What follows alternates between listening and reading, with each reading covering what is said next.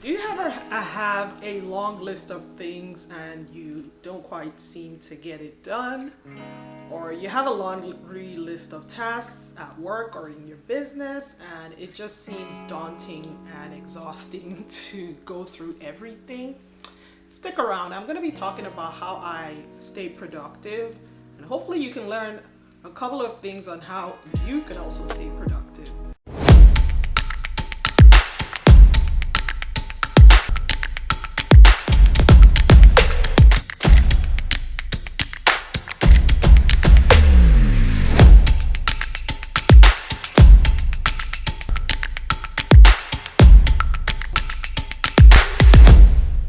Hi there, my name is Anna Ladipo of AnnaLadipo.com. I'm a multi-hyphenate person. I'm a college professor, owner of online marketplace called Luckstop. I also run my own training programs, and I worked in IT for over 15 years as an independent consultant in IT program and project management. So I'm going to give a couple of tips that I've used, and I'm going to go a little bit between being an entrepreneur and working in the corporate world, just because I've done those two things. I'll try to kind of balance both and give tips that are applicable to both worlds. So for me personally, when I worked in the corporate world, I always on all my contracts or full-time roles, I try to get to work early being before 8 a.m.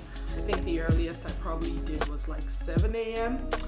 And the reason why I do that is I find that I'm more productive before most people start to come into the office, which is like 9 a.m. and there's a little more distraction that you'd like to have. I mean, not always, but that's just a personal thing I did. That 1 or 2 hours is significant for me to catch up on emails and just get myself settled in and get into that working frame of mind and productive frame of mind. I say that, I have to put this here, I'm not a morning person by any means, in any shape, form, or manner. But when I do have a goal, and when I have a focus, and when there are responsibilities lying on my shoulder, I choose to start my day earlier just to make sure that I am productive, I'm hitting my targets, I'm hitting my goals, and I have a sense of feeling that I've accomplished something by the end of the day. So that's something I do leverage, or I do. And when I say leverage, I mean just waking up in the morning and getting that head start before anyone else comes into the office. Now, if I switch that to being an entrepreneur, the fact that I'm not a morning person could potentially sabotage my productivity, because my first instinct is not to get up at 6 a.m. or 5 a.m. However, I try, I do try, and I think what is the kicker for me is if I start my day with fitness, maybe going to the gym, which I actually did when I was working 9 to 5. I tried. I mean, it wasn't every day, but I mean, at times, some seasons, I'm quite consistent. If I know I need to get to work by 8 a.m. and the commute is like an hour and a half, I'll wake up at 5 a.m., go work out, feel refreshed, take a shower, and get going.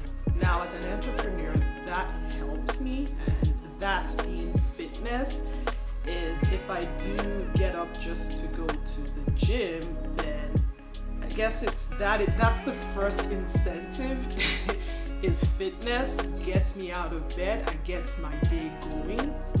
Now, I also always use my tendency to be more of a night owl to my advantage. A night owl being I'm more productive at night, and I do try to balance that out. So yes, I do have those times that I'm not going to roll out of bed at 5 a.m. or 7 a.m. or 8 a.m.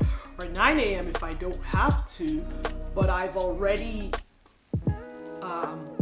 tweaked my brain to understand that if I'm not using my mornings, then I have to burn the midnight oil, which is equally fine. Now, I won't suggest that if you are confined to a 9 to 5, and confined, I'm not trying to be disrespectful, but if you're a 9 to 5 person, then it might not make sense to burn the midnight oil consistently, because that could potentially impact your health. But if you do have the leverage to play with your time, and you know that you're more productive at certain times of the day, then by all means make sure you take full advantage of that. And like I did when I was working 9 to 5, though I'm not a morning person, I still made sure that I disciplined myself to get up early, because it was to my advantage to start my day earlier. So that's my tip. I hope you learned from that. Another tip or recommendation would be to keep a to-do list. And I have my little black book. Well, it's not that little. A medium-sized black book I do have by my bedside. I leverage my smartphone. I have my to-do list in there, at times in, a couple of places, but as much as possible, I try to centralize that. So if you're like myself and you're on the road, or you're having a conversation with someone or whatnot, and something comes to your mind, you just need to write it down. Yes, I at times have things in different places, but as much as possible, I like to sit down at times with my black book or my planner and just transfer everything in there. So get into the habit of having a to-do list and writing down your ideas. The good thing is, when it's time to be productive, then you can go back there and prioritize what is most important. Now, the to-do list could be overwhelming, especially if you have tons of things in there that really are not going to help you get to that state where you have been productive. There's one thing to have a laundry list of things, and then there's another thing to do a laundry list of things that you don't need to do. So I think that's where the prioritization comes in. I remember listening to Warren Buffett, and he said, write, I think it was like 10 things you're good at, and choose the first 2 and basically just forget about the rest. And that's applicable. I found that was something that I wanted to try, because I have many things, thankfully, thank God, I'm good at. And at times it could get overwhelming when you kind of have that mindset of always, you're on the go doing different things, you're very hands-on, you are good at doing multiple things. It could potentially become overwhelming, 1, and 2, you're not going to give your best to the things that maybe really matter or you're good at. So this year, I'm being purposeful with trying my best to focus on the things that I think align with my purpose and goals, and try to work on those things. And I'm being kind to myself to say, okay, maybe this is not important right now, just put it aside. And even when I have conversations with people, I'm like, oh yeah, like Anna, you're good at this, why don't you do this? I think in the past, probably I'm just kind of, oh yes I am, and I'm putting many things, on my plate, but I realize that I'm just setting myself up for scrambling and being overwhelmed and feeling unproductive at the end of the day. So I'm not completely over it, but now I know I'm being kind to myself and saying, you know what, this can wait. This is not the most important thing for me right now, and I'm gonna focus on these 2, and maybe postpone this to next quarter or next year, because it can wait. So I'd encourage you to do the same thing too. Take your laundry list of things and make sure that there is some good prioritization, and you're selecting what is really important at that point in time. Another thing I like to do is I take breaks. Yes, take a break. Walk away from your desk if you find that you've been sitting there for a number of hours and you're starting to have brain fog, or things are not just quite opening up for you to be productive. Take a break. Now, as an entrepreneur, I do take breaks. I think anyone who knows me knows I love to travel. This year alone, I've probably been on like 8 flights and we're just like not even at the last quarter of the year. What I find is when I do that, when I come back, my level of creativity is like top notch. When I do take time to go on vacation or just take time to unwind, meet up with friends and just, take a break from work, I find that I come back more productive. I find that I'm creative, and that break always helps me with my productivity. So if you're an entrepreneur, or you're working a corporate job and you're finding that, you're just feeling stuck and there's brain fog, take a break. Take a walk, take a trip, go get a coffee, go have a conversation, just take a break. You never know. You can have a conversation with someone who has the answer to what you're hitting your head on the wall for. So my tip is take a break. For my 9-to-5ers, my advice is tackle the most difficult tasks before lunch.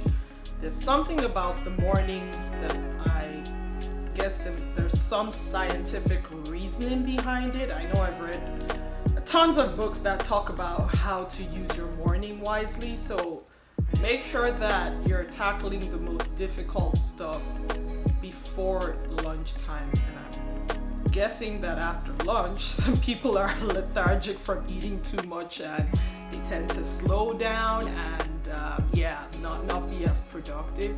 But that morning burst is very beneficial. Hopefully you got a good night's sleep, because that also could hamper your productivity in the morning. So I guess these things they're intertwined. So get a good night rest, get out early. Usually I would say before everyone else is in the office, especially if you have something difficult that needs your full focus. Get in there early and make sure you use that time wisely. Before your meetings, before people come around to ask you to do different stuff, use your morning. Getting those activities, those hard, tough, complicated, complex activities before you eat lunch. Let's talk a little bit about emails, and I do have another video that talks extensively about email etiquette. Emails could be a productivity killer, especially people that are in the habit of putting everyone in the to line of an email when they should be blind copied or CC'd. It's a productivity killer. So I think this is two-pronged. One being, if you are the sender, be mindful of who your recipients are and make sure that you're sending it to the right people accordingly and copying those that you don't need information from. Or if you are on the receiver side, then make sure that you're only attending to emails that help with your productivity or have the urgency to be attended to immediately, as opposed to wasting your time going through tons of emails that have nothing to do with you accomplishing your tasks for those days. And I do see emails at times where people get frustrated and it's like, please, can you take me off this email? Or, it could be frustrating.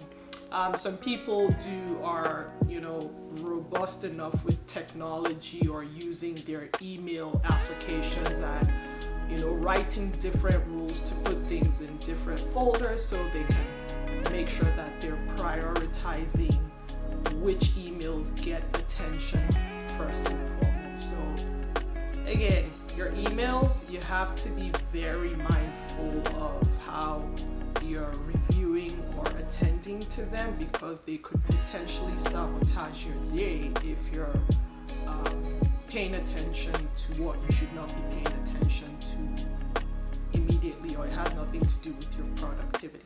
So this next approach that I use, I'll be a hypocrite if I say I'm not still struggling in this area, but I'm being mindful of multitasking. Yes, multitasking, which I did always pride myself on my ability to do so very well. But the older I'm getting, I'm realizing that at times it could sabotage my productivity, and I'm trying to be kind to myself and doing one task at a time. I probably mentioned that in an earlier tip or approach I use, but I'm trying to be mindful of doing one thing at a time, because when I have like many balls in the air, I'm gonna drop a few that I don't want to drop, and even in that process it leads to frustration and exhaustion. And now I'm trying to remind myself that there is no prize for multitasking and messing up a couple of stuff. So just focus on one task that you know you can do very well. And this, remember, I'm talking about the workplace or your business. I know naturally for mothers like I am and people that run families, that's a skill that comes in and it's very beneficial, but doesn't necessarily translate into your work or your business. When maybe I should use over multitasking, because I don't think I can reasonably just stop multitasking, but just overdoing it is not an option at this time. I try to be mindful and do the things that I think would be productive and help me reach my goals. Now, lastly, here's something I'm mindful of. Not saying I'm 100% successful, but don't confuse productivity as just doing tasks because it could also be laziness, and we need to be mindful of that. So doing things that you know you don't need to do just because you don't want to do the things you're supposed to do could be laziness too. For example, if Anna is supposed to be shooting a video and she's there journaling when she knows journaling at that point is not going to help her shoot her video, as opposed to just make sure that you organize yourself, write your content, get to it. You know it's going to be work. You know it's going to be a lot of back and forth editing and just trying to get your script right, but you're sitting down writing script for like 3 weeks without filming one video. That is laziness. It might not seem that way, but I mean, if you call it what it is, or you're harsh with that word saying it's laziness, then maybe that's the catalyst to focus on the things that are really important. So don't be lazy. Don't focus on your emails or focus on meetings when you're actually supposed to be executing tasks. Maybe writing a report or actively working on a project. So recognize laziness and call it what it is. I'm being lazy if I'm doing something else and deceiving myself that it is productivity when it has no bearing on what I'm supposed to be doing at that moment to achieve my goals. So I hope you learned one or two things. Again, my name is Anna Ladipo, and I'll ask that you hit the subscribe button. I do share tips. I'm trying to post twice a week, so please hit the subscribe button and hit the notification so you get a notification when I do post new content. My content varies from leadership, lifestyle. I've had extensive experience with project and program management. I also have taught on effective communication. I run one-on-one mentorship programs. So I'm multi-hyphenate like that. I do own an online marketplace, so I could share any content, but the crux of it is the content I share is designed to ensure that you're receiving value. So till next time, it's annaladipo.com. Thanks for joining. Bye.